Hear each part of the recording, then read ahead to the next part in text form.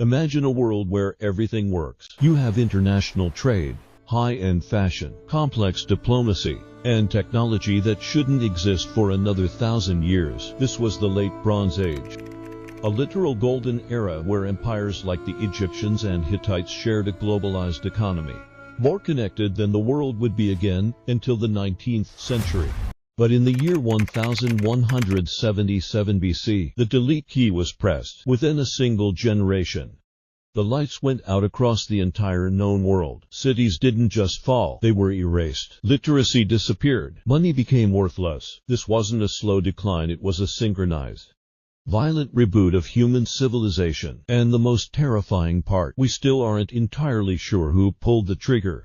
To understand the scale of the horror, you have to understand the height of the peak. By 1200 BC, humanity had it figured out. We're talking about great power politics. The kings of Babylon, Assyria, and Egypt were writing dear brother letters to each other, negotiating trade deals for tin and copper, the oil of the Bronze Age.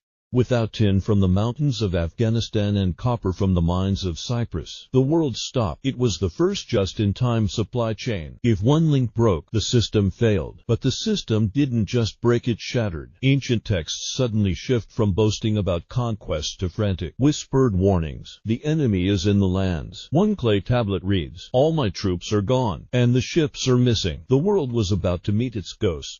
They came from the sea. That is all the survivors could tell us. History calls them the Sea Peoples, a name that sounds almost poetic until you realize they were a walking apocalypse. They weren't an army. They were a migration of desperation.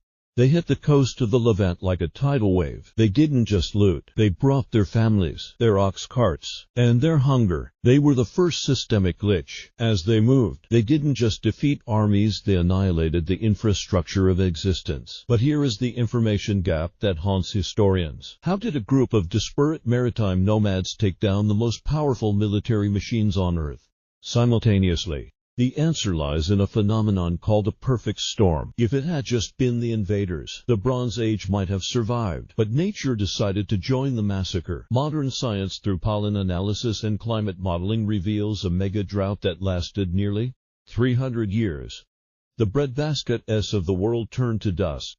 Visual storm theory appearing along fault lines. At the exact same time, a series of earthquake storms battered the Aegean. Walls that had stood for centuries crumbled in seconds. The empires were starving, shaking, and burning. The Sea Peoples weren't the cause of the collapse. They were the scavengers feeding on a dying giant. But as the empires looked for help, they realized their international brotherhood was a suicide pact. Think of it like the 2008 financial crisis, but with swords, because every empire was dependent on the others for resources.